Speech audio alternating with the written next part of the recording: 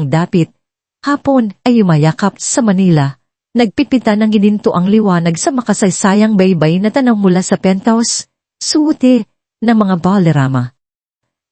Ang salamin ng bintana, mula sa sahig hanggang kisame, ay nagpapakita ng isang tanawin ng walang hanggang karanyaan. Isang sulat sa kaharian ni Don Ramon. Sa loob, nasa tuktok ng mundo si Amihan Mian Reyes, na paliligiran ng mga marmol na sahig, na kumikinang sa ilalim ng mga chandelier na kristal, mga kasangkapan na pinili mula sa mga pinakapiling taga, disenyo ng Milan, at mga painting na tila humihiya ng sining. Ang lahat ay nakasabit sa isang delikadong balanse, isang kagandahan na, para kay Amihan, ay kasinungalingan lamang. Sa Amihan, sa kanyang makinis sa puting cocktail dress, ay tila isang eskultura ng pino at matikas na gana. Ang kanyang mahabang, maitim na buhok ay nakapusod ng elegante, nagbubunyag ng kanyang payat na leeg na may suot na kwintas na brilyante, isang regalong apology mula kay Ramon pagkatapos ng isang hindi malilimutang pag-aaway. Ang bawat hibla ng kanyang pananamit, bawat hiyas, bawat sulok ng palasyong ito ay sumisigaw ng kayamanan. Ngunit, ang kanyang mga mata, ang salamin ng kanyang kaluluwa, ay nagkukubli ng isang malalim na kalungkutan, isang pagod na dulot ng mga lihin at pagkukunwari. Siya, isang arkitekto, na may puno ng pangarap na lumikha ng mga espasyo para sa komunidad, mga tahanan na nagbibigay buhay, at pag-asa, ay ngayon, nakakulong sa isang lata ng ginto na kanyang tinatawag na kasal. Ang kanyang mga disenyo ay nanatiling nasa kanyang isipan, mga blueprint na hindi kailanman naisakatuparan, na pumapasok at lumalabas sa kanyang imahinasyon tuwing gabi. Dahil sa pangarap na iyon, nakilala niya si Ramon Valderrama. Noong una, nakita niya rito ang isang taga-suporta, isang taong may kapangyarihang tulungan siyang maisakatuparan ng kanyang mga proyekto sa abot, kayang pabahay. Ngunit sa paglipas ng panahon, ang pangarap ay naging bangungot. Ang tulong ay naging kontrol, at ang pagmamahal, isang pagkukunwari. Walang gabi na hindi niya naramdaman ang bigat ng pananalanin. Ang tanong na, paano ako napunta rito? Tuwing subukan niyang maglabas ng kanyang sariling ideya o magpahiwatig ng kanyang dating ambisyon, sasabihin ni Ramon na masyado siyang idealista o hindi praktikal, sinisigurado na ang kanyang talento ay mananatiling nakakulong sa loob ng kanyang gintong hawla. Si Don Ramon Valderrama. Ang pangalan niya'y nagdadala ng kapangyarihan at paggalang sa lahat ng dako ng Pilipinas. Siya ang CEO ng Valderrama Holdings, isang imperyo ng real estate na nagtatayo ng mga skyline ng Manila at naghuhubog ng mga komunidad sa kanyang sariling pamamaraan. Sa mata ng publiko at media, si Ramon ay isang Adonis, matikas, matangkad, may maayos na buhok at palaging nakasuot ng pinakamahal na suit. Ang kanyang ngiti ay nakakabighani, ang kanyang boses ay nakakapanghikayat, at ang kanyang presensya ay hindi matatawatan. Siya ang ulirang asawa, ang warang ama, ang mapagkawang-gawang pinulo na regular na o-organisa ng mga charity ball at nagbibigay ng milyon sa mga gawaing panlipunan. Ang media ay walang pagod na pumupuri sa kanyang visionary leadership at compassionate heart.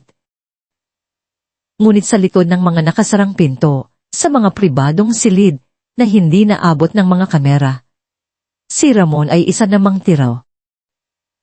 Ang kanyang mga mata ay nagkukubli ng isang malamig na kapangyarihan, at ang kanyang ngiti na nakakapanghikayat sa publiko ay nagiging isang pilyong-pilyo na nagtatago ng mapanlinlang na intensyon.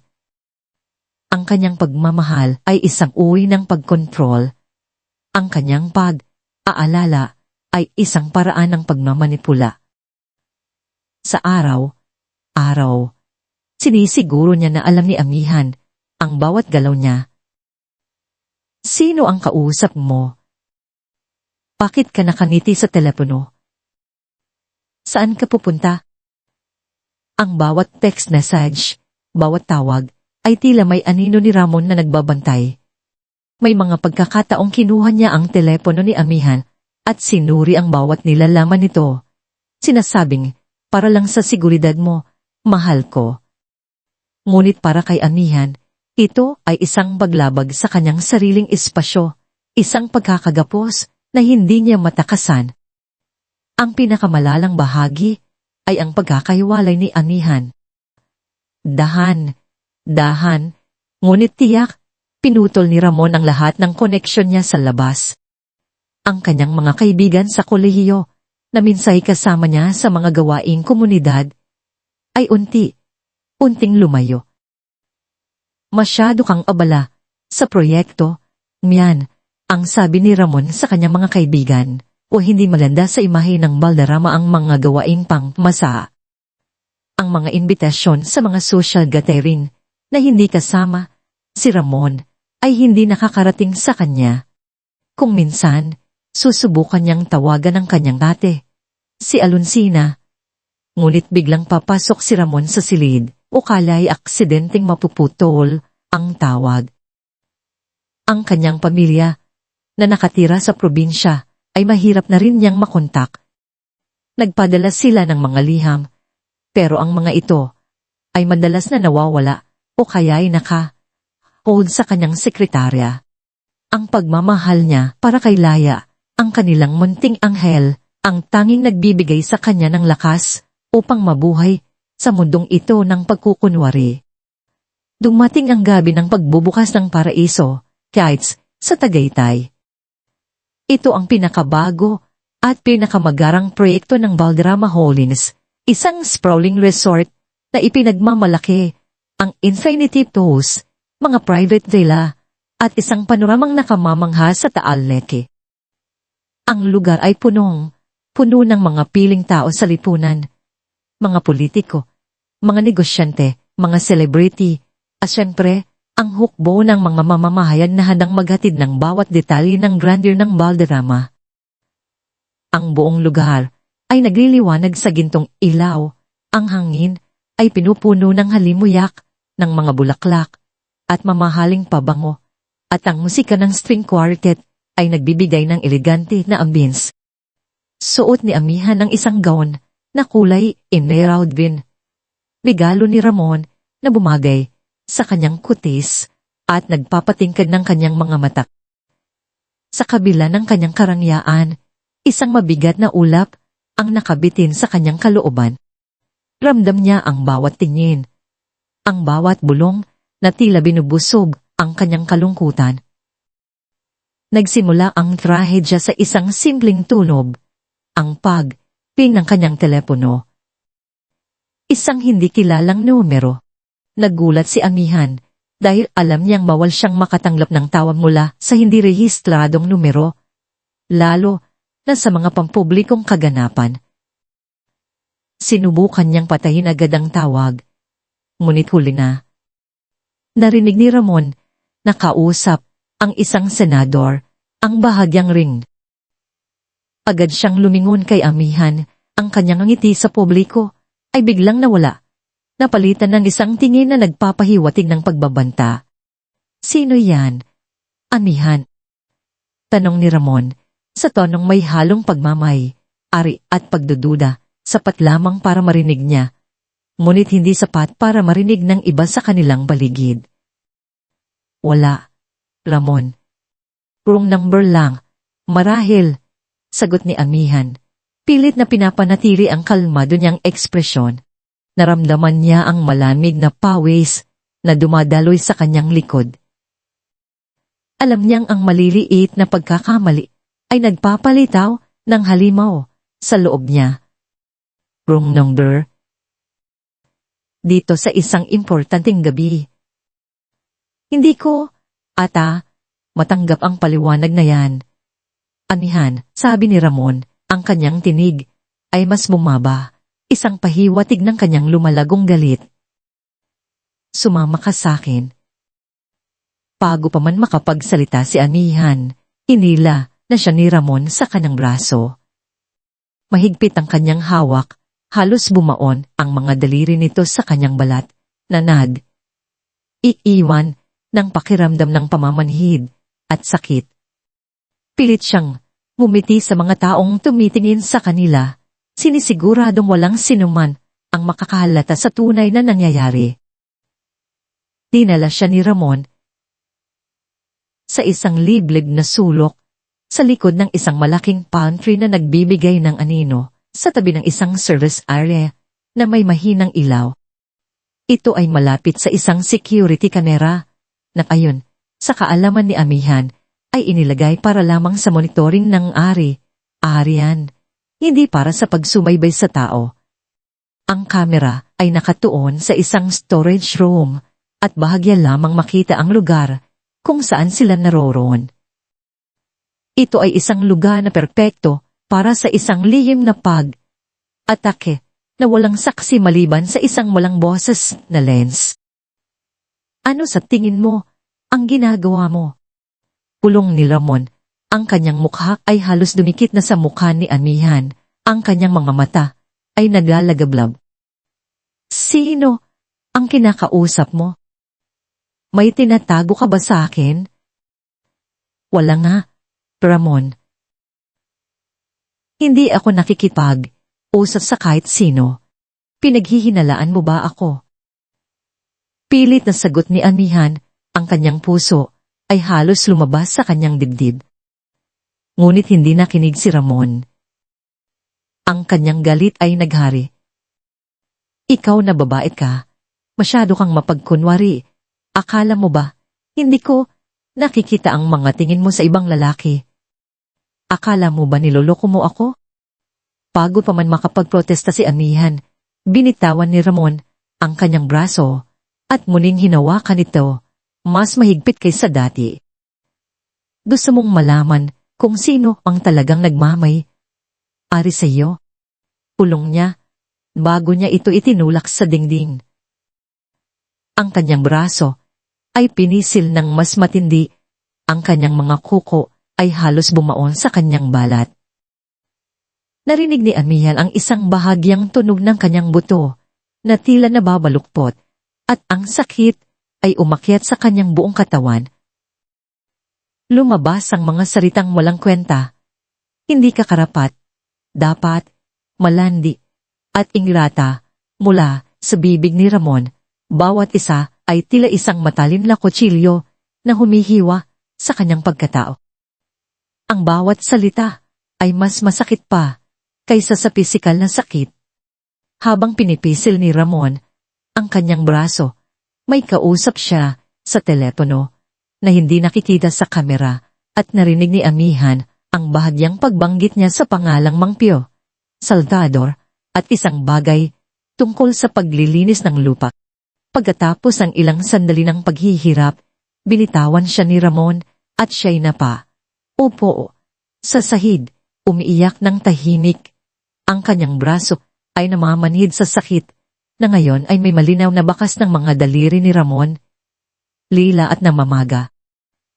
Nakita niya ang kanyang sarili sa screen ng kamera, isang maliit, walang boses na figura sa madilim na sulok. Ang kamera ay nakuha ang imahe, ngunit walang tunog. Natulala si Amihan sa loob ng ilang minuto, ang kanyang puso ay tumitibok ng mabilis, ang kanyang isip ay gulong-gulo.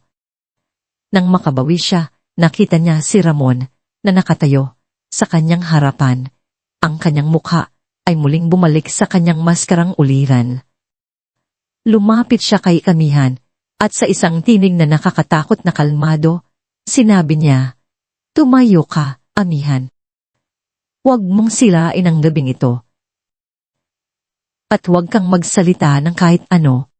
Bago pa man maapagprotesta si Amihan, may lumapit na taga-per ni Ramon, si Ginang Reyes. Gon Ramon, may mga media na nagtatanong kung bakit nawala si Ginang Amihan. Sabihin mo na nagkaroon lamang ng kaunting pagkahilo Agad na sagot ni Ramon, walang bahid ng pag-aalala sa kanyang boses. Ang aking asawa ay medyo nahihirapan pa sa kanyang postpartum depression. Kailangan lang niya ng kaunting pahinga. Hindi nagtagal, ang buong koponan ng Ramon ay inilunsad. Parang isang perpektong makina. Agad nilang kinontrol ang sitwasyon. Postpartum depression, ang pinalabas na dahilan. Ang kwento ay mabilis na nabalangkas. Si Amihan ay nagkaroon ng matinding krisis sa psikolohikal pagkatapos ng panganganak at sadyang sinugatan ang kanyang sarili dahil sa hindi niya makontrol ang kanyang emosyon. Walang humpay na ipinagtanggol ni Ramon ang kanyang sarili sa harap ng media na nagpapanggap na isang mapagmahal at aalala na asawa na sumusuporta sa kanyang asawa sa kanyang pakikibaka. Pagkatapos, isang kilalang psychotherapist, si Dr. Elena Mendoza, ang ipinakilala. Si Dr. Mendoza, na may isang makinis na ngiti at mapanlin lang na mga mata, ay nagkumpirma sa diagnosis ni Ramon. Maraming kababaihan ang dumaranas ng postpartum depression, paliwanag niya sa media, at minsan, sa matinding kalagayan, ang pasyente ay maaring magpakita ng mga gawin ng pagpapahamak sa sarili. Si Amihan ay napilitang tumayo sa tabi ni Ramon. Ang kanyang braso ay bahagyang natatakpan ng kanyang shawl, ang kanyang mukha ay pagod at walang kulay. Ang kanyang ngiti ay pilit, ngunit alam niyang kailangan niyang gawin ito. Ang bawat salita na lumalabas sa bibig ni Dr. Mendoza ay tila isang patalim na bumabao sa kanyang pagkatao, pilit na ginagawang kasinungalingan ng kanyang katotohanan. Nadama niya ang matinding pagkapahiya at ang pakiramdam ng pagiging walang silbi. Ang kanyang buong pagkatao ay tila dinudurog sa ilalim ng bigat ng kasinungalingan. Sa sumunod na araw, lumabas ang mga headlines. Kinang Valderrama, nakikipaglaban sa postpartum depression. Ang suporta ni Don Ramon, nagniningning. Ang matikas na Don Ramon, ang iyong bato, sa gitna ng krisis ni Amihan. Ang mga larawan niya, na may pilit ng ngiti at pagod na mga mata ay kumalat sa lahat ng dako. Ang mga komento sa social media ay halo. Ang ilan ay nagpakita ng simpatiya, ang iba ay nagtanong kung bakit siya magpapakasal sa isang ganong uri ng tao. Ngunit walang nagtanong sa tunay na nangyari.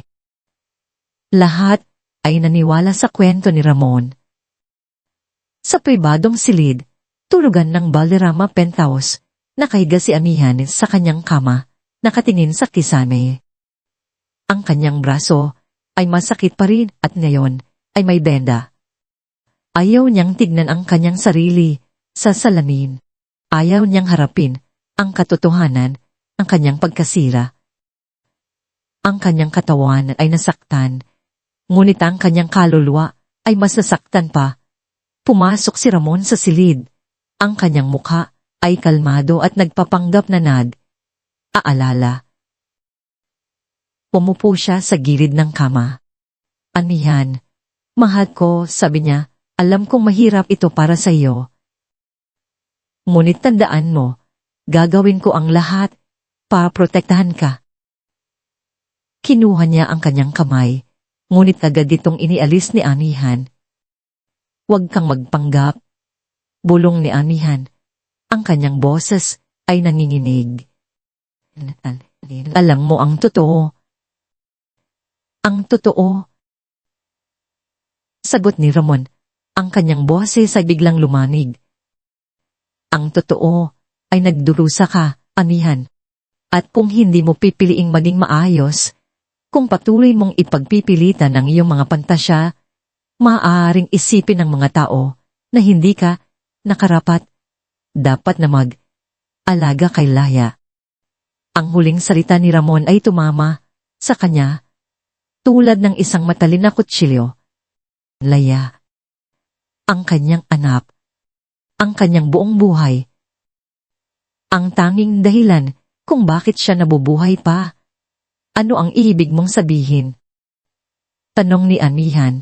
Ang kanyang mga mata ay nanlaki sa takot. Gaya ng sinabi ni Dr. Mendoza, ang iyong kondisyon ay seryoso. Sabi ni Ramon, ang kanyang mga mata ay nanatiling kalmado, ngunit may pahiwatig ng pagbabanta. Isipin mo, Amihan.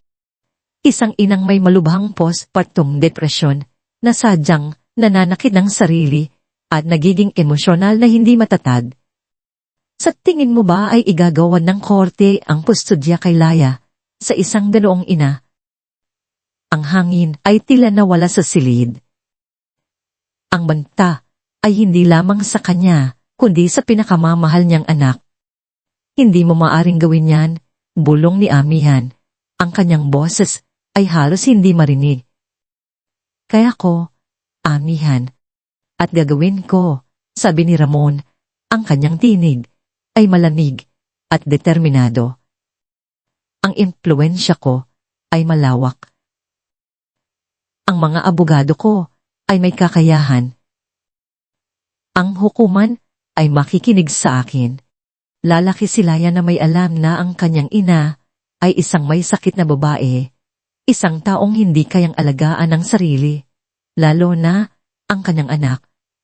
O maaari siyang lumaki na may alam na ang kanyang ina ay isang malakas, matapang, at mapagmahal na babae na sumusunod sa kanyang asawa at nagpapanatili ng kapayapaan sa kanilang pamilya.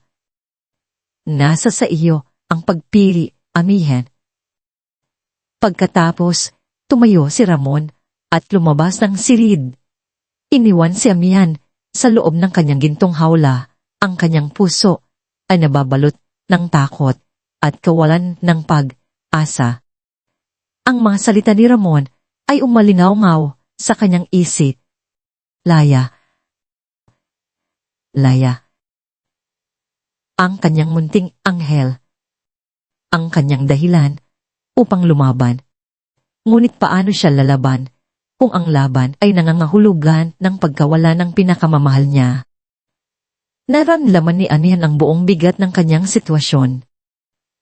Nakakulong siya, hindi lamang sa isang bahay na puno ng karanyaan, kundi sa isang mod ng kasinungalingan at pagmamanipula na binuo ni Ramon. Isa siya. Walang makapitan, walang makakaintindi. Ang pagmamahal niya kay Laya ay isang angkla, ngunit ito rin ang lubid na pumipigil sa kanya. Sa gitna ng kanyang kawalan ng pag-asa, isang maliit na tinig sa kanyang puso ang nagsabing, hindi ka maaaring sumuko. Ngunit paano? Paano ka lalaban sa isang halimaw na may kapangyarihan upang sirain ang lahat ng mahalaga sa iyo? Ang kanyang gintong hawla ay hindi na isang simbolo ng yaman, kundi isang kulungan ng kalungkutan, isang bilangguan na walang kawalaan. Bumaba ang dilim sa Manila, ngunit ang gintong hawla ni Amihan ay nanatiling nagniningning sa ibabaw ng syudad. Sa loob, kasama ng karanyaan at mga pader na gawa sa kasinungalingan, unting nadudurog ang kaluluwa ni Amihan. Ang mga headline tungkol sa kanyang postpartum depression ay nagkalat sa bawat sulok ng media. Isang matagumpay na panlililang ni Ramon na mas nagpakulong sa kanya. Ang bantas sa kustodya ni Laya ay isang kadena na mas mahigpit pa kaysa sa anumang pisikal na pagkakagapos na pumipigil sa bawat hibla ng kanyang paglaban. Ang bawat araw ay tila isang walang katapusang paghihirap, kung saan ang kanyang mga pangarap at pag-asa ay unting nagiging abo. Isang hapon, habang si Amihan ay nakatitig sa kawalan mula sa malaking bintana ng kanyang silid, nakaramdam siya ng bahagyang pagkabahala. May pamilyar na anino ang gumalaw sa ibaba, sa bakuran ng mansyon. Isang figura na hindi niya inaasahan, na naglakas, loob na lampasan ng mahigpit na seguridad ni Ramon. Ito ang kanyang ate, Alucina.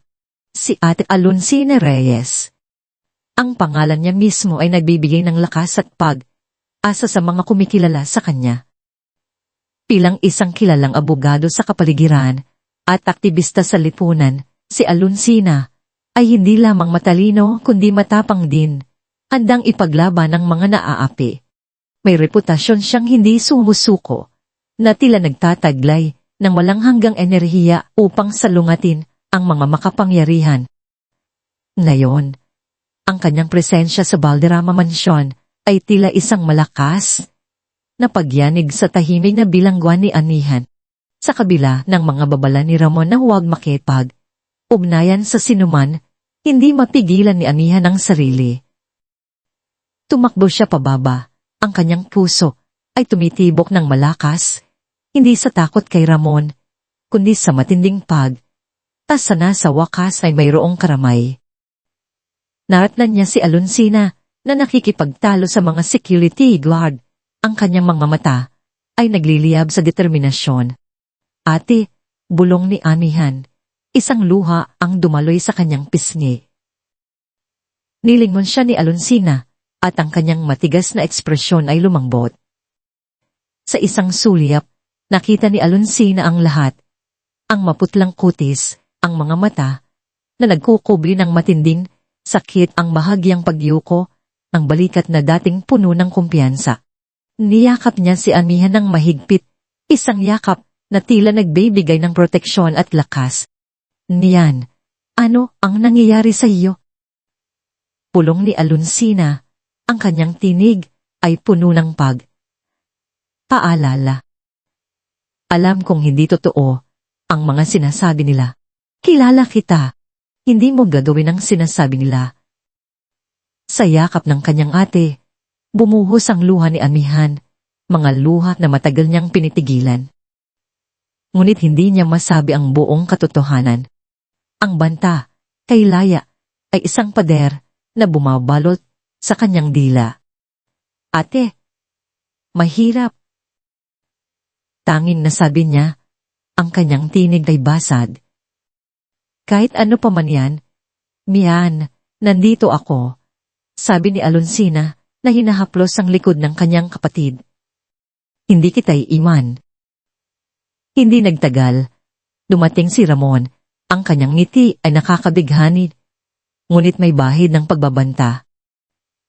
Ate Alonsina, isang karangalan nang makita ka, sabi niya, ang kanyang boses ay kalmado at mapanlin lang. Ngunit ang aking asawa ay kailangan ng kapayapaan. Ang kanyang kalagayan ay delikado. Delikado. Sino ang nagpasimula ng kalagayan na yan? Matapang na tanong ni Alonsina. Ang kanyang mga mata ay nakatitig ng diretso sa mga mata ni Ramon, walang bahid ng takot. Alam ni Amihan na si Alonsina lang ang may lakas ng loob na hamunin si Ramon ng ganoon. Amihan, kailangan mo ng malinis na hangin. Tara na, umuwi ka sa amin. Umiling si Amihan, ang kanyang puso ay nabibiyak. Hindi ko kaya, ate, bulong niya. Alam niyang kung aalis siya, manganganib si Laya. Ang kanyang pagtanggi ay tila isang matalim na kutsilyo sa puso ni Alonsina, ngunit nauunawaan niya ang takot sa mga mata ng kanyang kapatid. Pagamat hindi nakuha ni Alonsina, si Amihan, mula sa mansyon, ang kanyang pagdating ay nagbigay ng apoy sa loob ni Amihan. Nagbigay ito ng pag-asa. Sa sumunod na mga araw, si Alonsina ay naging isang anino sa paligid ng Valderrama Holdings, naghahanap ng mga paraan upang makipag-ugnayan kay Amihan sa mga sandaling walang bantay si Ramon. Si Alonsina ang tanging nakikinig sa mga pirasong salaysay ni Amihan. Ang mga salita na lumalabas sa pagitan ng takot at pag-asa, mga salita na bumubuo ng isang nakakagimbal na larawan ng pang-aabuso. Hindi nag-aksayan ng panahon si Alonsina. Agad niyang sinimulan ang kanyang sariling investigasyon. Ang kanyang opisina na matatagpuan sa isang lumang gusali sa Maynila malayo, sa kinang ng mga Valderrama ay naging sentro ng kanyang digma. Ang mga pader ay napuno ng mga chart, sticky notes, at mga larawan ng mga komunidad na kanyang pinaglalaban. Ang amoy ng kape at lumang papel ay pumuno sa hangin. Isang matalim na kaibahan sa artipisyal na halimulak ng mansyon ni Ramon. Una, nakipag-ugnayan si Alonsina sa mga organisasyon ng kababaihan, tulad ng Gabriela at mga ahensya ng gobyerno na nagtatanggol sa mga biktima ng pang-aabuso. May kaso ng posibleng domestic violence at gaslighting dito, sabi niya sa isang kaibigan mula sa isang anglo. Ang kanyang boses ay kalmado, ngunit determinado. Ang biktima ay nasa ilalim ng matinding kontrol at banta. Ngunit ang lahat ay naging mahirap. Walang pisikal na ebidensya, maliban sa mga pasa ni Amihan na ngayon ay naghihilom na, at ang diagnosis ng postpartum depression ay nagpapalabas na si Amihan mismo ang may problema. Ang testimonya ni Amihan, na puno ng takot, ay mahina pa. Naghanda si Alonsina ng mga legal na dokumento, naghahanap ng mga butas sa kwento ni Ramon, nagbabasa ng mga lumang batas tungkol sa pang-aabuso at karapatan ng kababaihan.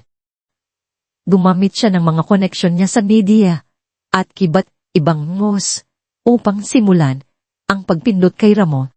Kailangan nating ipakita sa publiko na may iba pang nangyayari dito, sabi niya sa kanyang mga kasamahan. Na ang Don Ramon na kanilang hinahangaan ay may madilim na sikreto. Ngunit ang bawat maliit na hakbang may tila isang pag-akyat sa matarik na bundok. Higit pa rito, alam ni Alonsina na ang personal na pang-aabuso ni Ramon ay hindi hiwalay sa kanyang negosyo. Ang isang taong ganid sa kapangyarihan sa bahay ay ganid din sa kapangyarihan sa negosyo, bulong niya sa sarili. Sinimulan niyang imbestigahan ang mga controversial na proyekto ng Valderrama Holdings. Ang kanyang atensyon ay partikular na nakatuon sa Paraiso Heights sa Tagaytay, ang lugar kung saan sinaktan si Amihan. Ang proyekto ay nababalitaan ng matagal na may mga isyu sa pagkuha ng lupa, lalo na sa mga komunidad ng Maralita. Nagsimula siyang magbasa ng mga lumang report, mga petition mula sa mga residente at mga pahayag ng mga nawalan ng lupa. Ang mga komunidad na dating may sariling tahanan ay ngayon nakatira sa mga barong. Ang kanilang lupa ay pinatungan ng mga mamahaling villa ni Ramon. May mga pangalan at lugar na lumitaw sa kanyang mga dokumento, mga pamilyang sinisinil ng pananakot at panlilinlang. Umaasa siyang makahanap ng isang kahinaan sa interior ni Ramon na maaring magpabagsak sa kanya, hindi lamang para kay Amihan, kundi para sa hustisya. Ngunit si Don Ramon Valderrama ay hindi isang ordinaryong kalaban. Ang kanyang imperyo ay hindi lamang binuo sa salapi kundi sa kapangyarihan, koneksyon, at kawalang awa. Ang bawat hakbang ni Alonsina ay tila isang malakas na pagyanig sa kanyang kaharian at hindi siya magpapatalo ng walang laban. Ang unang hampas ay dumating sa anyo ng pinansyal na paghihirap. Isang araw, nalaman ni Alonsina na ang lahat ng bank account ng pamilya Reyes, kabilang ang sa kanyang mga magulang, at maging sa maliit na savings account ni Amihan, ay frozen dahil sa isang komplikadong legal na kaso na inihain ng Valderrama Holdings. Ang akusasyon, panghihimasok sa negosyo, at pagsubok na siraan ang reputasyon ng isang lehitimong korporasyon. Hindi ito maaari. Sigaw ni Alonsina sa kanyang abogado. Ang kanyang tinig ay nanginginig sa galit. Ito ay isang pababastos. Ginagamit niya ang legal system para manakot. Ngunit ang mga dokumento ay komplikado at ang impluwensya ni Ramon ay umabot sa bawat sulok ng sistema. Ang biglaang pagkawala ng kanilang pondo ay nagdulot ang matinding paghihirap. Ang kanyang mga magulang na umaasa sa kanilang maliit na pensyon at ang suporta ni Alonsina ay nagkaroon ng problema. Ang kanilang kakayahang pondohan ang mga legal na labanan ay naparalisa at ang mga paunang bayad para sa mga saksi at investigador ay hindi na mabayaran. Si Amihan, na nakakarinig ng mga balita mula sa kanyang ate, ay nakaramdam ng matinding kirot. Ang kanyang pamilya ay naghihirap dahil sa kanya at sa bawat pagsubok niyang lumaban, tila mas marami ang nadadamay. Ang kanyang pag-asa ay muling naglaho na palitan ng panibagong pag-asa. Kasabay nito, inilunsad ni Ramon ang isang malaking kampanya sa media upang siraan si Alonsina. Ang kanyang mga pro-team ay walang humpay na naglabas ng mga press release at nagpakalat ng mga artikulo na naglalarawan kay Alonsina bilang isang rebelde, isang radikal na abogado na may personal na puot kay Ramon dahil sa isang hindi nabanggit na nakaraan.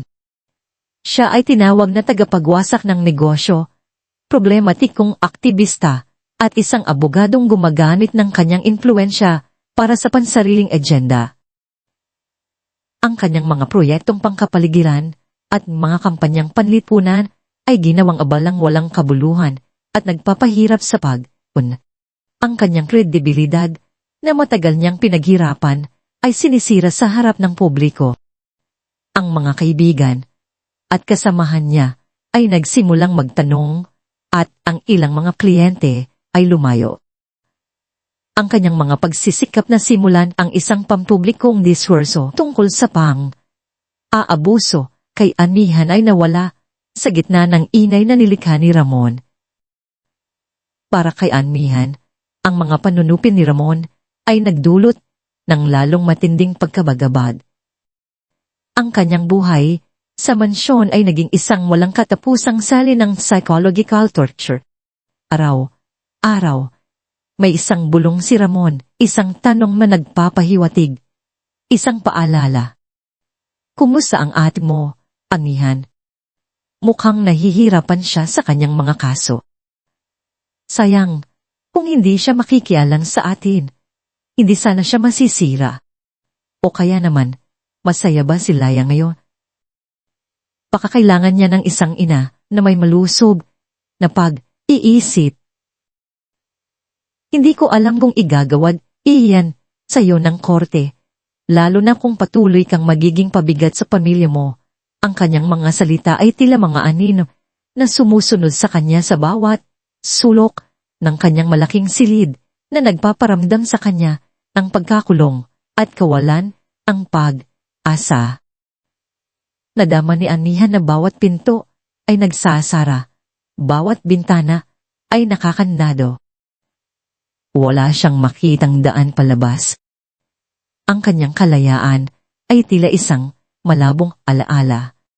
Isang gabi, matapos ang isang matinding pagtatalo kay Ramon, kung saan muling binantaan si Amihan ng pagkawala ni Laya, bumagsak siya sa kanyang kama.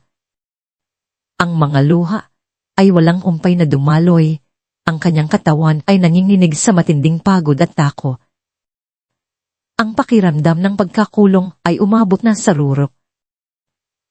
Hindi ko na kaya, bulong niya sa hangin. Ang kanyang tinig ay basad. Nag-isip siya ng mga paraan para makatakas. Ngunit saan siya pupunta? Sino ang maniniwala sa kanya? Kung lalaban siya, mawawala niya si Laya. Kung susuko siya, mawawala niya ang kanyang sarili. Sa gitna ng kanyang kawalan ng pag-asa, narinig niya ang mahihinang hinina ni Laya mula sa kredito. Lumapit si Amihan. Ang kanyang mga hakbang ay mabigat. Nakita niya ang kanyang munting anak, mahimbing na natutulog. Ang kanyang bibig ay bahagyang nakanganga. Isang inosenteng ngiti ang nakapintas sa kanyang mukha. Awak ni Laya ang isang maliit na teddy bear, at ang kanyang maliit na kamay ay nakahawak sa daliri ni Amihan na sumagi sa kanyang palad. Sa sandaling iyon, Ang lahat ng takot, lahat ng pagod, ay naglaho. Ang inosenteng mukha ni Laya ang nagpaalala kay Amihan kung bakit siya kailangang lumaban. Hindi niya maaaring hayaan na lumakit si Laya sa isang mundo kung saan ang katotohanan ay pwedeng balukturin ng kapangyarihan, kung saan ang ina niya ay isang biktima na sumuko. Hindi niya maaaring maging isang ina na tinatakot, isang ina na walang boses.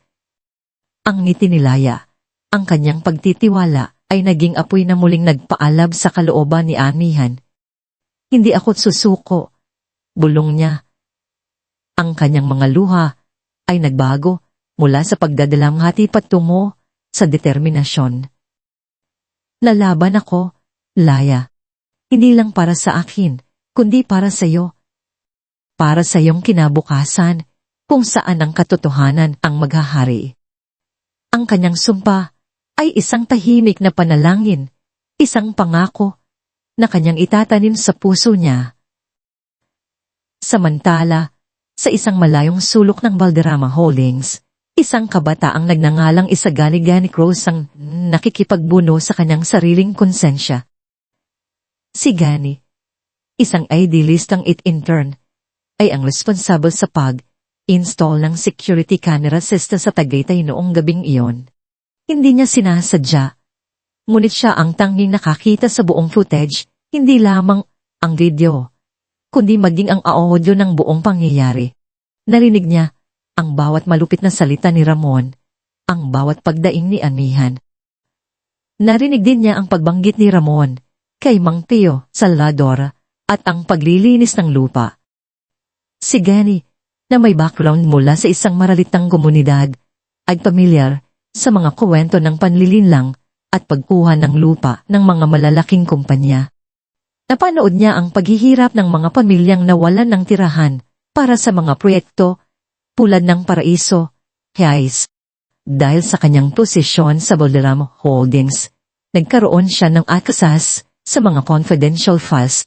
Isang gabi, habang nag-aayos ng server logs, natuklasan niya ang mga anomalya, mga peking kontrata, mga bayaran sa mga opisyal ng gobyerno, at pangabanta sa mga residente, lalo na kay Mang Pio Salvador, isang lider ng komunidad na matagal nang lumalaban sa Valderrama Holdings. Ang bawat detalye ay nagdudulot ng kirot sa kanyang konsensya. Ang imahe ni Amihan na sinasaktan ang mga bulong ni Ramon tungkol sa paglilinis ng lupa, lahat ay bumubuo ng isang masalimuot na larawan ng katiwalian at kalupitan. Si Gani ay bata pa, walang karanasan sa ganitong uri ng labanan, ngunit ang kanyang moralidad ay malakas. Alam niyang hindi niya maaaring hayaan na manalo ang kasalan. Ang takot sa pagkawala ng trabaho o mas malala pa, ang pagkuha ng Valderrama Holdings sa kanya ay nagpapahirap sa kanya. Ngunit ang kanyang konsensya ay mas malakas. Sa loob ng ilang linggo, lihim na nagtrabaho si Gani. Maingat niyang kinopya ang buong video ng insidente sa Tagaytay, kasama ang audio, sa isang maliit na drive. Idinagdag din niya ang mga kritikal na dokumento at ebidensya ng pandaraya ni Ramon sa lupa ni Mang Pio Salvador. Hindi niya alam kung paano ito makakarating kay Amihan o kung makakatulong ito. Ang tanging alam niya ay kailangan itong lumabas. Isang araw, habang si Amihan ay nasa rurok ng kanyang kawalan ng pag-asa, isang misteryosong pakit ang dumating sa mansyon. Walang pangalan nang nagpadala, walang address, tanging ang pangalan ni Amihan sa isang malinis na papel. Dahil sa kaguluhan ng kanyang isip at ang pagpapabaya ng mga bagong security guard ni Ramon na nagkaroon ng hindi inaasahang pagpapalit ng shift na ipasa ang pakete sa kanya. Matagal niyang tinitigan ang pakete, ang kanyang puso ay bumubulong ng takot. Baka isa itong bagong lason mula kay Ramon. Ngunit sa ilalim ng takot, mayroong isang kakaibang kutob, isang bahagyang simoy ng pag-asa. Pinuksan niya ang pakete, ang kanyang mga kamay ay naninginig. Sa loob, Isang walang tatak na si drive. Ito ay tila isang maliit na tiraso ng plastik at metal. Ngunit sa sandaling iyon, nararamdaman ni Amihan na ang simpleng bagay na ito ay nagtataglay ng isang lihin, isang posibleng silver bullet na maaaring magbago ng lahat. Ang kanyang hininga ay huminto. Ang kanyang puso ay tumitibok ng malakas. Ang dilim ay unting lumilinaw. At sa wakas, mayroong isang maliit na sinag ng liwanag. Ang walang tatak na drive ay nakahinga sa palad ni Amihan. Isang tahimik na misteryo sa gitna ng kanyang gindong hawla. Tinitigan niya ito ng matagal. Ang kanyang puso ay pumipintig ng mabilis. Ang isang kakaibang halo ng takot at pag-asa ay naglalaro sa kanyang dibdib. Pamilyar siya sa mga patibong ni Ramon, at ang bawat di inaasahang pangyayari ay laging may bahid ng panganib.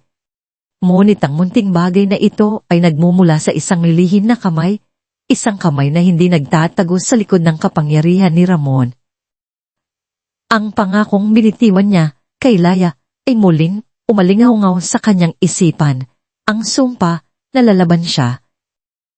At kung ito ang daan, kung ito ang silver bullet, kailangan niyang maging handa.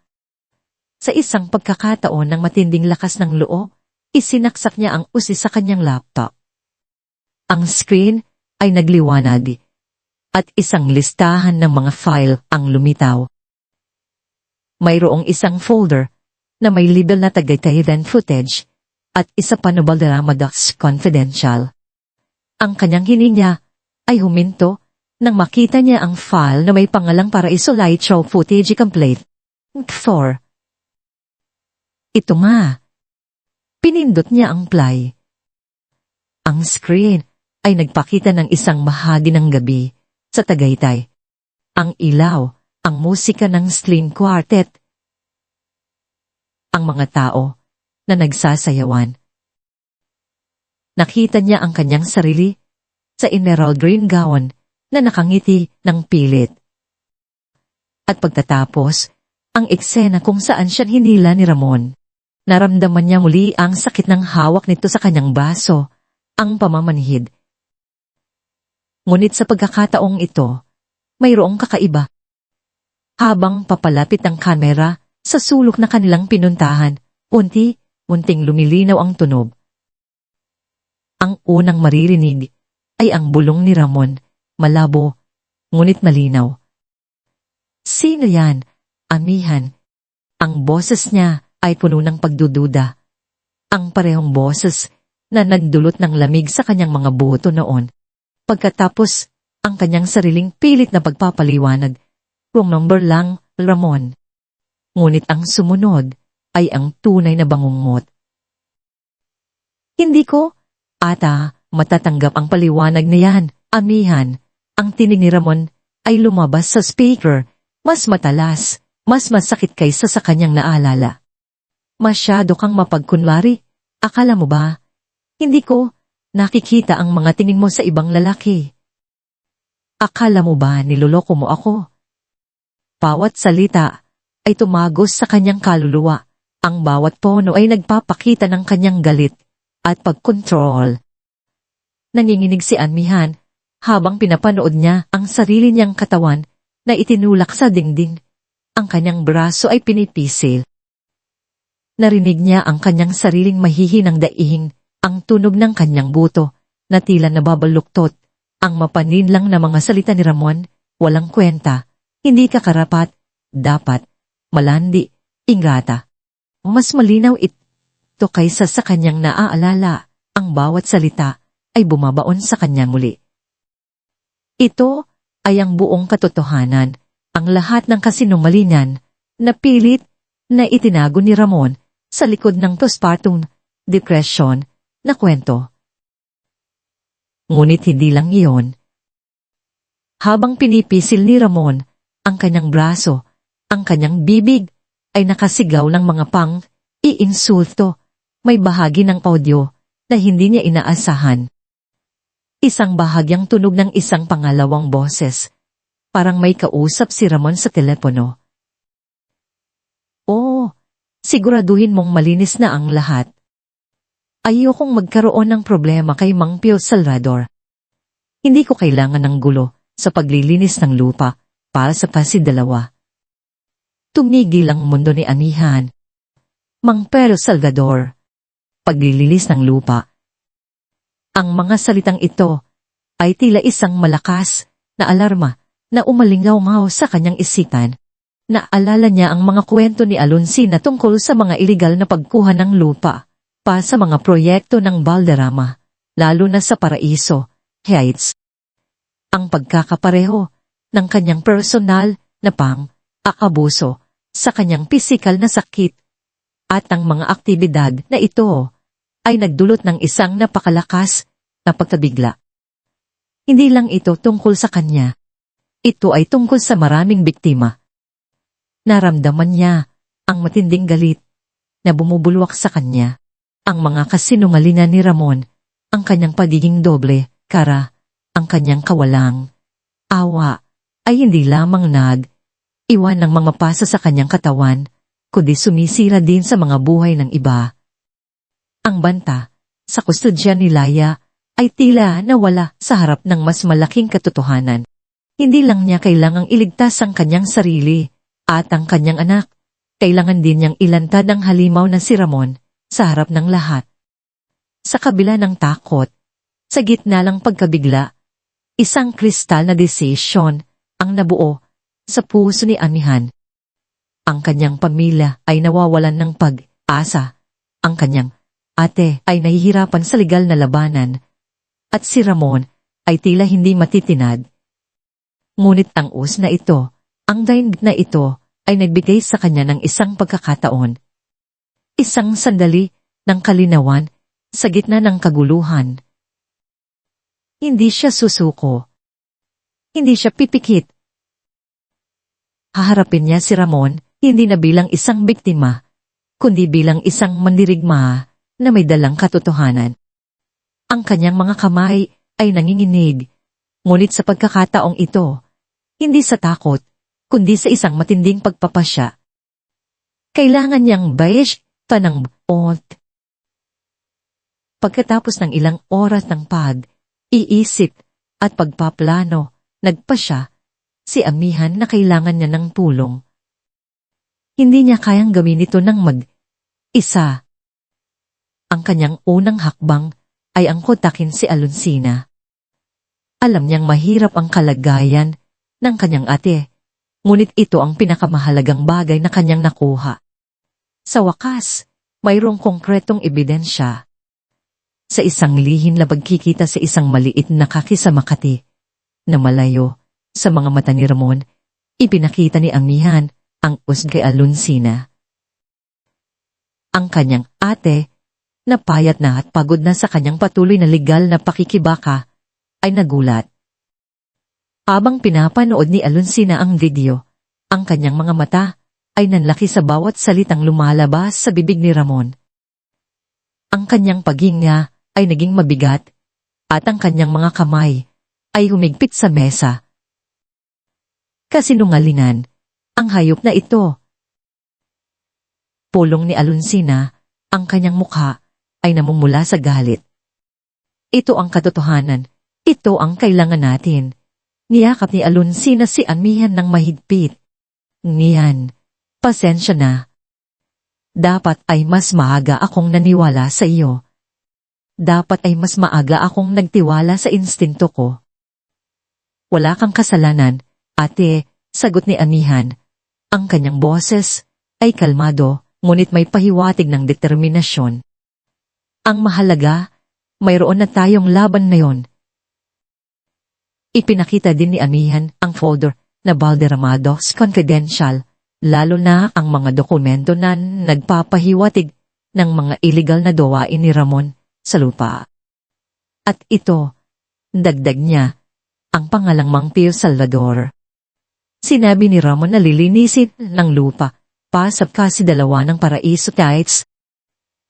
Ang pangalang Mang Pio Salvador ay nagpalabas ng isang bahagyang ngiti sa labi ni Alonsina. Mang Pio Salvador. Kilala ko siya. Isa siyang leader ng komunidad sa isang Squatius area na matagal nang nilalabanan ng mga proyekto ni Ramon. Sila ang mga biktima ng Paraiso Heights. Sa wakas, mayroon na silang isang malinaw na direksyon. Ngunit ang susunod na hakbang ay nangangailangan ng mas malaking exposure. Kailangan nating maghanap ng media na mapagkakatiwalaan, sabi ni Alonsina. Isang taong hindi masisilaw sa pera ni Ramon at hindi matatakot sa kanyang impluensya.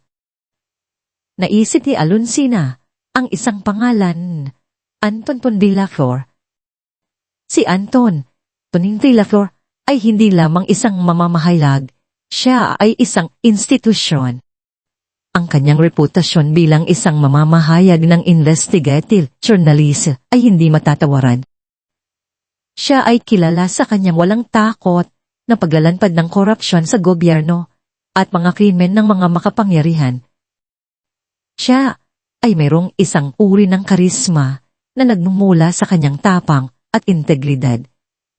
Naaalala ni Alonsina ang mga pagkakataong nagtulungan sila ni Ton sa mga kaso ng environmental injustice, kung saan ang mga malalaking korporasyon ay sinisira ang kalikasan para sa kanilang sariling kapakinabangan.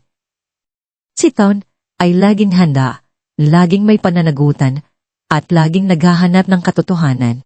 Sa tanggapan ni Ton, na malayo sa kinang ng mga malalaking media outlets sa isang maliit na kwarto na puno ng mga lumang papel, tape recorder, at mga litrato ng mga kasong kanyang nilabanan, ipinakita ni Anihan at Alonsina ang usn. Si Ton, na may matangos na ilong at matatalas na mata, ay tahimik na pinanood ang video. Ang kanyang ekspresyon ay nanatiling kalmado, ngunit ang kanyang mga mata ay nagpapakita ng matinding atensyon. Nang matapos ang video, isang mahabang katahimikan ang bumalot sa silid. Malinaw ito, sabi nito, ang kanyang tinig ay malalim at seryoso. Hindi ito postpartum depression. Ito ay aabuso. Inabot niya ang mga dokumento na ibinigay ni Anihan. At ang mga ito, seryosong kaso ng land grabbing. Tiningnan niya si Anihan. Ang kanyang mga mata ay puno ng paggalang. Ginang Reyes, ang tapang mo ay kahanga-hanga. Ito ay isang malaking istorya. At ipapangako ko sa inyo, gagawin ko ang lahat para ilabas ang katotohanan. Hindi nag-aksaya ng panahon si Ton. Agad niyang binuo ang kanyang team. Ang kanyang unang hakbang ay kumpirmahin ang impormasyon tungkol kay Mang Pio Salvador. Kasama si Anihan at Alonsina, naglakbay sila patungo sa Tondo, Manila, sa isang komunidad ng maralita na matagal nang nakikipaglaban sa mga development projects si Ramon. Ang tanawin sa Tondo ay isang matinding kaibahan sa kinang ng Valderrama penthouse. Ang mga bahay ay yari sa kahoy at yero, nakatayo ng dikit-dikit. Ang mga kalsada ay maputik at ang amoy ng usok at kanal ay bumubulwak sa hangin. Ngunit sa gitna ng kahirapan, mayroong isang matinding pagkakaisa at pag-asa sa mga mukha ng mga residente. Nahanap nila si Mang Pio Salvador sa isang maliit na kapilya kung saan siya ay nagbibigay ng payo sa mga kabataan. Si Mang Pio ay isang matandang lalaki na may kulubot na mukha, ngunit ang kanyang mga mata ay nagtataglay ng isang matinding lakas at karunungan. Bilang isang lider ng komunidad, siya ay matagal nang nakiipaglaban para sa karapatan ng kanyang mga kababayan. Ngunit sa paglipas ng panahon, ang kanyang paglaban ay naging tahimik na pagtanggap, dulot ng pagod at takot. Nang ipakita nito ng video at ang mga dokumento kay Mang Pio, ang mukha ng matanda ay nagpapakita ng isang halo ng pagkabigla at galit. Naalala niya ang mga banta, ang mga kasinungalingan, ang pagkawala ng kanyang lupa. Ang paraiso, kahit na ngayon ay isang simbolo ng karangyaan, ay itinayo sa pawis at luha ng kanyang mga kababayan. Matagal na naming pinipigilan ng sarili namin, sabi ni Mang Pio. Ang kanyang boses ay nanginginig. At tatakot kami. Maraming pinatay, maraming nawala dahil sa kanila. Ang mga anak namin, hindi na nakapagtapos ng pag-aaral. Mang Pio, sabi ni Amihan, ang kanyang tinig ay kalmado at puno ng pang-unawa. Hindi ko po kayo masisisi sa takot. Naramdaman ko rin po iyan. Ang banta sa aking anak, ang pagkawala ng aking kalayaan. Pero ang video na ito ang magpapakita sa lahat ng katotohanan. Hindi lang ito tungkol sa akin, kundi sa inyo rin. Hindi ba natin kailangan ng hustisya para sa lahat ng nawalan? Ang mga salita ni Amihan ay tumagos sa puso ni Mang Pio. Nakita niya sa mga mata ni Amihan ang parehong sakit at determinasyon na minsan niyang naramdaman. Ang ideya na hindi siya nag-iisa sa kanyang laban, na may isang makapangyarihang tao na nakikipaglaban para sa kanila, ay nagbigay sa kanya ng bagong lakas. Sige, sabi ni Mang Pio, ang kanyang mga mata ay nagliliyag. Kung handa kayong lumaban, handa rin akong tumayo. Ibibigay ko ang lahat ng ebidensya. Ang mga peking kontrata, ang mga banta, ang mga pangalan ng mga taong kinuha ang aming lupa. Ang mga kasinungalingan na kanilang ginawa. Sa loob ng ilang araw, ang opisina ni Ton ay naging isang bihirang aktibidad. Kinapanayam niya si Mang Pio, kinolekta ang lahat ng ebidensya, mga lumang deed-losal, mga testimonya ng mga residente, mga litrato ng mga sirang bahay. Gumamit din si Ton ng mga anonymous sources. Isa sa mga ito ay nagbigay ng mga karagdagang impormasyon na nagkukumpirma sa mga detaling nasa USB na hindi alam ni Amihan at Alonsina na galing kay Isagani. Ang bawat piraso ng impormasyon ay nagkukumpirma sa kasamaan ni Ramon. Ang isang malaking web ng korupsyon at aabuso ay unting nabubuo. Dumating ang araw ng paglalabas ang istorya. Sa gitna ng gabi, ang mga network ng telebisyon at radyo ay nagulantang. Ang print news ng National T ay nagbukas sa isang matinding ulat. Ngayong gabi, ilalagtad namin ang katotohanan sa likod ng Don Ramon Valderrama, ang taong kinikilala bilang haligi ng ating lipunan. Ang matigas na tinig ni Ton Villacor ay umalingaw sa bawat tahanan. Ang screen ay nagpakita ng video. Ang mga una nitong bahagi ay nagpapakita ng kanyang perpektong imahe, ang kanyang mga charity balls, ang kanyang mga ngiti sa harap ng media. Pagkatapos, ang mga imahe ng paraiso, heights, ang mga mamahaling dila, at pagkatapos, ang paglilipat ng eksena sa loob ng Valderrama Penthouse, isang preview ng masalimuot na buhay ni Amihan. At pagkatapos, ang video ng Tagaytay.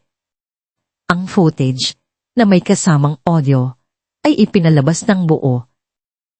Ang bawat malupit na salita ni Ramon, ang pagtulak, ang pagpisil sa braso ni Amihan, ang kanyang mga daing. Ang tunog ng kanyang buto na tila nababalukpot. At ang mga salitang nagbunyag ng lahat, Mang Pio Salvador, at paglilinis ng lupa. Ang footage ay sinundan ng testimonya ni Mang Pio Salvador na iniharap sa publiko sa unang pagkakataon. Ang kanyang boses, na puno ng sakit at katotohanan, ay naglalahad ng mga detalye ng iligal na pagkuha ng lupa, ang mga banta, ang pagkawala ng mga tahanan, ang pagkasira, ang mga pamilya. Ipinakita nito ang mga dokumento, ang mga peking kontrata, ang mga resibo ng suhol, ang mga ebidensya ng korupsyon na sumisira sa kaluluwa ng Valderrama Holdings. Ang bansa ay nagulantang, ang social media ay sumabog. Ang mga hashtag na Justice for Amihan at Valderrama Exposed ay agad na naging trending topics. Ang mga komento ay bumaha mula sa pagkabigla at galit hanggang sa pagtawag ng hustisya. Ang imahe ni Don Ramon Valderrama na itinayo sa loob ng maraming taon sa pamamagitan ng pera at propaganda ay gumuho ng buo sa isang gabi. Hindi ako makapaniwala, isang komento ang nabasa. Si Ramon Valderrama.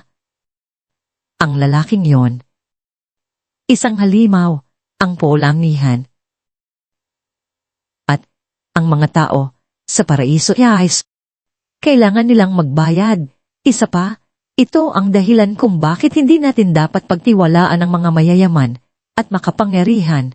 Ang mga news anchors ay walang humpay na uulat tungkol sa iskandalo. Ang Valderrama Holdings ay agad na humarap sa isang krisis. Ang kanilang mga kasinungalingan na matagal nang itinago ay ngayon nakalatag sa harap ng lahat. Ang kanilang stock ay bumagsak ng husto, ang mga investor ay nag-withdraw ng kanilang pondo, at ang mga proyekto ay biglang natigil. Ang mga opisyal ng gobyerno na dating kakampi ni Ramon ay biglang lumayo, natatakot sa galit ng publiko. Nagsimula ang mga investigasyon mula sa Senado at iba't ibang ahensya ng gobyerno. Sa loob ng kanyang mansyon, na dating simbolo ng kanyang kapangyarihan, nakita ni Ramon ang kanyang imperyo na unting naguguho sa screen ng telebisyon. Ang kanyang mukha ay puno ng galit at pagkaila. Sinubukan niyang tawagan ang kanyang mga abogado, ang kanyang mga pertin. Ngunit ang lahat ay tila nawala. Ang kanyang mga tauhan ay nawalan ng kakayahan na kontrolin ang sitwasyon. Ang bawat sandali ay nagpapakita ng kanyang pagbagsak. Hindi nagtagal, dumating ang mga pulis. Sa gitna ng mga flash ng kamera at ang galit ng mga mamamahayag, si Don Ramon Valderrama ay inaresto. Ang dating makapangyarihang negosyante na laging may matikas na ngiti ay ngayon ay nakayuko. Ang kanyang mukha ay puno ng pagkatalo. Ang kaso ni Amihan laban kay Ramon ay naging isang pambansang usapin. Sa korte, ang video at ang testimonya ni Mang Pio ay naging hindi matatawarang ebidensya. Ang mga abogado ni Ramon ay walang nagawa. Si Dr. Elena Mendoza, ang psychotherapist na bumaluktot sa katotohanan, ay naging kahihiyan sa kanyang propesyon. Si Amihan, kasama si Alonsina at Mang Pio, ay matapang na tumayo sa korte. Ang kanilang mga boses ay puno ng katotohanan. Ang desisyon ay malinaw. Si Ramon Valderrama ay napatunayang nagkasala sa kaso ng physical at psychological abuse kay Amihan, pati na rin sa maraming kaso ng corporate fraud, kabilang ang land grabbing at bribery. Ang dating hari ng real estate ay hinatulan ang maraming taon sa bilangguan.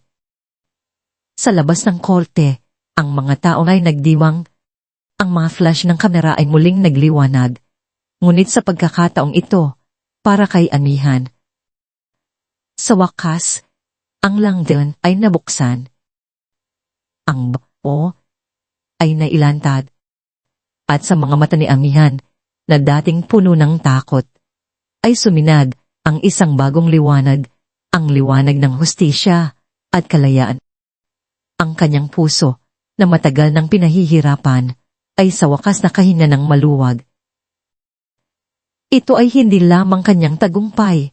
Ito ay tagumpay para sa lahat ng mga biktima, para sa mga naaapi, para sa katotohanan.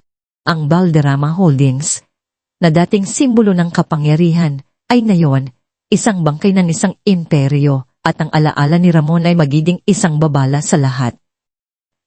Ang puting liwanag ng umaga ay sumisikat sa silid. Hindi na ang malamig at artificial na kislap ng isang chandelier, kundi ang mainit at natural na sikat ng araw na dumadaan sa isang sinweng bintana. Mula sa kanyang kama, tanaw ni Amihan Reyes ang kalangitan ng Maynila. Hindi na mula sa tuktok ng isang penthouse, kundi mula sa isang apartment sa Mesa, isang lugar na mas malapit sa puso ng tunay na buhay. Ang bawat hibla ng kanyang pagkatao ay tila umusbong muli pagkatapos ng matinding unos. Ang mga headline tungkol kay Don Ramon Valderrama ay unti nang humuhupa, napalitan ng mga bagong balita, ngunit ang alaala ng kanyang kalupitan ay nananatili, hindi bilang isang pasanin, kundi bilang isang paalala ng kanyang pinagdaanan at pinagwagian. Ang paggaling ni Amihan ay hindi madalian. Ito ay isang mahabang proseso, puno ng maliliit na laban sa kanyang sarili. Ang kanyang katawan ay nagilom, ngunit ang mga galos sa kanyang kaluluwa ay mas malalim. May mga gabi kung saan ang bangungot ng nakaraan ay bumalik, ang mga bulong ni Ramon, ang pakiramdam ng kanyang mga kamay nang humihigpit. Ngunit sa tuwing nangyayari iyon, mayroong isang maliit na tinig sa kanyang puso, ang tinig ni Laya, ang tinig ng kanyang Ate Alonsina, ang tinig ng komunidad na kanyang ipinaglaban. Ang kanyang paglakad palabas mula sa hukuman na sinalubong ng mga nagbubunying tao ay isang muling pagkapanganak, ngunit ang tunay na paggaling ay nagsimula sa mga tahimik na sandali sa kanyang sariling tahanan. Si Alonsina, ang kanyang angkla. Sa mga panahong hirap si Amihan na huminga, si Alonsina ang nagbibigay sa kanya ng lakas. Hindi lang sa emosyonal na suporta, kundi sa praktikal na aspeto. Ang pagbawi sa mga frozen na alya ng kanilang pamilya, ay isang legal na labanan na halos kasinbigat ng kaso laban kay Ramon. Kinamit ni Alonsina ang lahat ng kanyang koneksyon, ang kanyang matalas na isip, at ang kanyang walang hanggang determinasyon.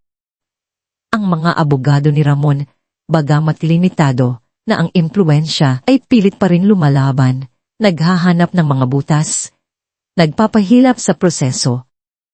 Ngunit si Alonsina, kasama ang kanyang tiyan, ay hindi sumuko. Bawat hearing, bawat dokumento, ay pinaglaban nila ng buong puso. Ito ay hindi lang tungkol sa pera. Miyan, sabi ni Alonsina, isang gabi, habang nag-oorganisa ng mga papeles sa kanyang opisina. Ito ay tungkol sa pagbawi ng ating dignidad, ng ating karapatan. At dahan, sa bawat maliit na tagumpay sa korte, bumalik ang isang bahagi ng kanilang pinansyal na kalayaan, isang mahalagang hakbang sa muling pagtatayo ng kanilang buhay. Ang pagbabalik sa publiko ay isang pagsubok din. Sa simula, marami pa rin ang aalala. Ang ilan ay nagtataka pa rin kung paano niya kinaya. Ngunit sa bawat panayam, sa bawat paglabas niya, ipinakita ni Amihan ang kanyang tunay na sarili, isang babaeng matapang, marupok, ngunit determinado. Ang kanyang kwento ay naging inspirasyon, hindi lang sa Pilipinas, kundi maging sa buong mundo. Hindi na siya ang Ginang Valderrama na nababalot ng glamour, kundi si Amihan Reyes, ang arkitekto na lumaban para sa katotohanan. Ang kanyang reputasyon na sinira ni Ramon ay muling itinayo, mas matatag kaysa dati, dahil ito ay nakabatay sa katotohanan at katapangan. Ngunit ang pinakamahalagang bahagi ng paggaling ni Amihan ay ang kanyang oras kay Laya. Ang bawat yakap, bawat kwentong binasa niya sa kanyang anak, bawat halik sa pisngi ni Laya, ay tila naghuhugas ng kanyang mga sugat. Si Laya ang kanyang liwanag, ang kanyang paalala na mayroong pag-asa, mayroong bukas. Sa mga sandaling iyon, nakalimutan ni Amihan ang lahat ng sakit, ang lahat ng takot. Siya ay nanilang, nagmamahal, at nagpapagaling. Natuto siyang maging isang sulong ina na hindi madali, ngunit sa bawat hamon, natuklasan niya ang isang lakas na hindi niya alam na taglay niya. Nagsimula siyang muli. Hindi na upang sundin ang pangarap ng iba, kundi upang lumikha ng isang bagong kabanata. Isang kabanata na puno ng kanyang sariling mga pangarap at pag-asa para sa kanya at para kay Laya. Sa ilalim ng malalim na paggaling, umusbong ang isang bagong misyon. Naramdaman ni Amihan ang isang matinding pagnanais na gawing makabuluhan ang kanyang pinagdaanan. Hindi niya maaaring hayaan na ang kanyang sakit ay maging isang walang kabuluhang karanasan. Kailangan niyang gawin itong isang lakas, isang inspirasyon. At ang lupa, sa Tagaytay, ang lugar kung saan siya sinaktan, ay nagbigay sa kanya ng ideya. Ang pagkuha sa lupaing dating pagmamay, ari ni Ramon, ang pinagtayuan ng paraiso, Heights, at ang bahagi na nila yon para sa Phase 2 na nabanggit sa video, ay hindi madali. Paggamat nakakulong si Ramon, ang kanyang mga legal na kinatawan ay pilit pa rin lumalaban. Ngunit sa tulong ni Alonsina, na gumamit ng mga batas tungkol sa restitution at corporate liability, at ang matinding suporta mula sa komunidad, naging posible ang lahat. Si Mang Pio Sancador ay naging isang mahalagang bahagi nito. Sa kanyang testimonya na puno ng sakit, ngunit may pag-asa, na ipaliwanag niya ang paghihirap ng kanyang mga kababayan at ang matagal nilang pagnanais na mabawi ang kanilang lupa. Nagkaroon ng mga fundraising campaign, mga petisyon, at mga pagtitipon ng komunidad. Ang mga dating biktima ni Ramon ay nagkaisa at sa kanilang kolektibong lakas, nabawi nila ang lupa. Hindi lang ang lupa, kundi ang kanilang karapatan at pagkakakilanan. Isang bahagi ng lupa na dapat sanang maging eksklusibong resort para sa mga mayayaman ay nabawi sa wakas ng mga taong tunay na nagmamay-ari nito. Ngayon, ang lupaing iyon ay nasa kamay ni Amihan at ng komunidad. Sa kanyang puso, mayroong isang malinaw na pananaw. Hindi niya nais na magtayo ng isa pang Maranyang gusali. Nais niyang lumikha ng isang espasyo na magpapagaling, magbibigay kapangyarihan, at magbigay ng pag-asa. Sa kanyang pagbabalik sa arkitektura, na matagal nang pinigilan ni Ramon, natuklasan ni Amihan ang isang bagong pasyon. Ang kanyang mga disenyo, na minsay puro tungkol sa komunidad at abot, kayang pabahay, ay mas naging makabuluhan. Ang Lao ng Laya Community Center, ito ang pangalan na ibinigay niya sa proyekto. Ang Lao ay nangangahulugang liwanag, at Laya ay nangangahulugang kalayaan, at ito rin ang pangalan ng kanyang anak. Ito ay isang pangalan na nagtataglay ng dalawang kahulugan, ang liwanag ng kalayaan na kanyang natuklasan at ang liwanag na dala ng kanyang anak sa kanyang buhay. Ang disenyo ng center ay isang pagpapakita ng kanyang pagbabago. Malayo sa malamig at magagarang istruktura ng mga Valderrama, ang tanglaw ng Laya ay isang model ng gusali na puno ng liwanag at luntiang espasyo. Ang bawat sulok ay idinisenyo upang maging bukas, nakakapagpagaan, at nakakapagbigay inspirasyon. Mayroong malalaking bintana na nagpapapasok sa natural na sikat ng araw, mga hardin sa bubong na nagbibigay ng sariwang hangin, at mga espasyo na idinisenyo para sa iba't ibang aktibidad ng komunidad. Gumamit siya ng mga lokal na materyales na ipagtulungan sa mga lokal na manggagawa at tiniyak na ang bawat bahagi ng proyekto ay sumasalamin sa diwa ng bayanihan. Hindi ito isang simbolo ng kayamanan, kundi isang testamento sa pagkakaisa at pag-asa ng mga tao. Ang tanglaw ng Laya Community Center ay hindi lamang isang gusali. Ito ay isang puso na tumitibok. Ito ay naging isang kanluman para sa mga biktima ng domestic abuse, isang lugar kung saan sila makakahanap ng suporta, legal na tulong, at terapy. Nagkaroon ng mga klase para sa mga kabataan tulad ng pagtuturo ng pagbabasa at pagsusulat, mga vocational skills training, at mga health education programs. Ang isang maliit na klinika ay nagbibigay ng libreng konsultasyon at gamot. Ang mga dating residente na nawalan ang lupa ay nakahanap ng bagong tahanan at ang kanilang mga kwento ay naging bahagi ng kasaysayan ng sentro. Ito ay naging isang lugar kung saan ng bawat kwento ay may boses at ang bawat puso ay may pag-asa. Bawat bato dito ay may kwento, sabi ni Amihan. Sa isang panayan, ang kanyang mga mata ay nagniningning. Ang kwento ng sakit, ang paglaban, at ng pag-asa. Gusto kong malaman ng lahat na ang isang lugar ng kinlang ay maaaring maging isang lugar ng paggaling kung mayroon lang tayong tapang na lumaban.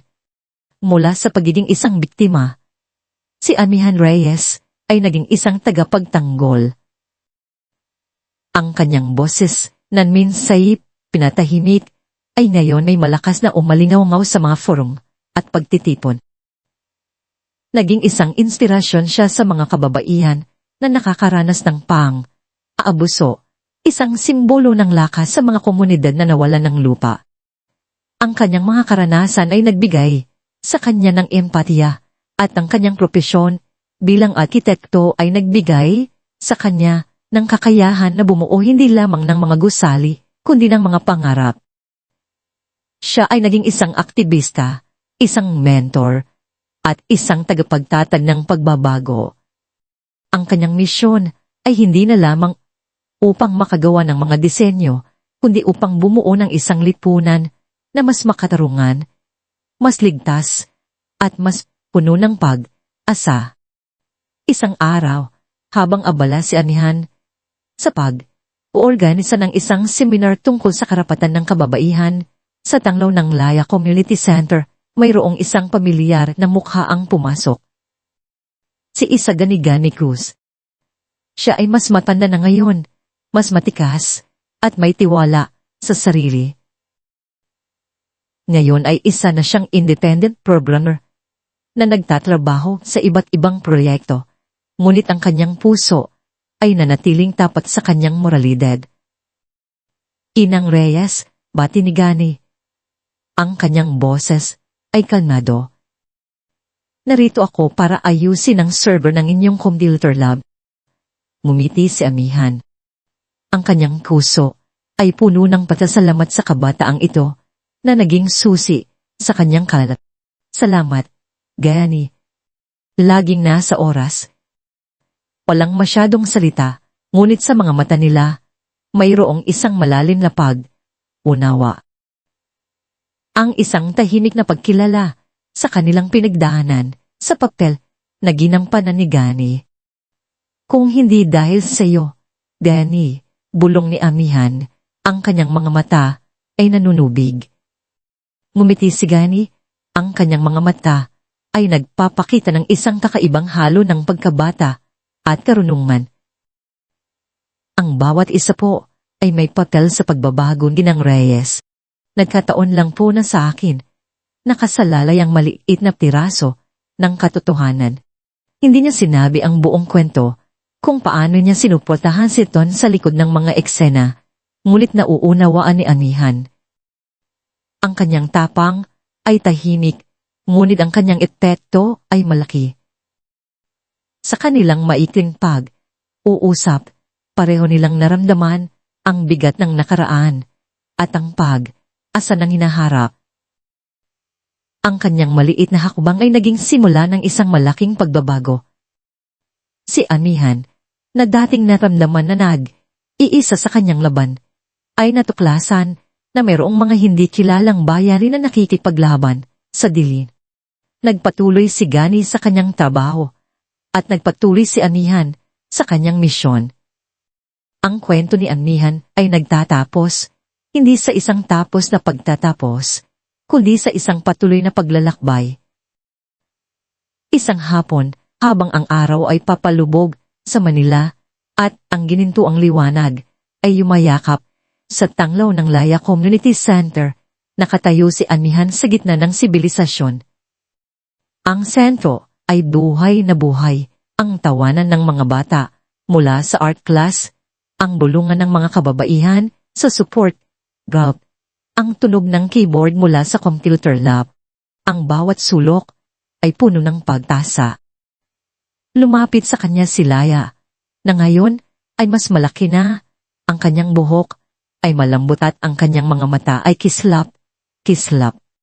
Niyakap niya ang kanyang ina. Nanay, tapos na po ang klasiko. Yumuko si Amihan, hinalikan ng buhok ng kanyang anak. Ang amoy ng buhok ni Laya ay nagbibigay sa kanya ng kapayapaan. Isang kapayapaan na matagal niyang hinana. Tumingin siya sa karatula sa harap ng sentro. Ang law ng Laya ng sangkatdo. Mimikitsuin tenigleding ni Maitre, timtem kahilyan. Tanglaw ng Laya, ilaw ng kalayan. Kung saan ang bawat kwento ay nakakahanap ng boses at ang bawat puso ay nakakahanap ng pag-asa. Isang mabilis na pag-alala ang duman sa kanyang isipan. Ang gintong hawla, ang mga luha, ang mga banta. Ngunit mabilis niyang itinaboy ito sa isang malaling na paghinga. Ang kanyang mga galos ay nananatili, hindi para magpaalala ng sakit, kundi para magpaalala ng lakas. Ang bawat sugat ay isang patunay ng kanyang paglampas sa lahat ng hirap. Tinitigan niya si Laya, na ngayon ay tumatakbo na sa gitna ng sentro, nakikipaglaro sa ibang mga bata. Ang kanyang anak ay lumalaki sa isang mundo na kanyang pinaglaban. Isang mundo na mas makatarungan, mas ligtas, at puno ng pag-asa. Ang kanyang pagiging biktima ay naging isang lakas, ang kanyang paghihirap ay naging isang inspirasyon. Si Amihan ay hindi na isang nakakulong na kaluluwa, kundi isang ilaw, ang tanglaw ng Laya para sa kanyang anak at para sa buong komunidad. Ang kanyang kwento ay isang testamento sa kapangyarihan ng pag-asa, ng katapangan, at ng pagmamahal na lumalaban sa dilim. Sa wakas, malaya na siya, at handa na siyang bumuo ng isang bagong kinabukasan, hindi lamang para sa kanyang sarili, kundi para sa lahat.